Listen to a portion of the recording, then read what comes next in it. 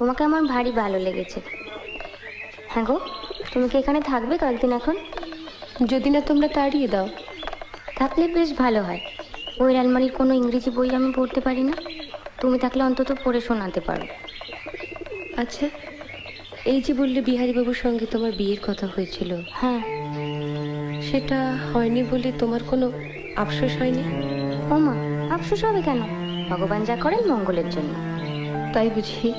এই যে বছর না ঘুরতেই বিধবা হলাম, সেটাও মঙ্গলের জন্য? সত্যি। কেন যে অত ইংরেজি পড়তে গেলে তুমি? আবার ভাবো, তাহলে তো তুমি বরের কাছেই অন্য জায়গায় থাকতে, এখানে আসতেও না, আমাদের দেখাও হতো না। বা আমি এখানে থাকতাম, তুমি অন্য জায়গায় থাকতে। বা তা কেমন করে হবে?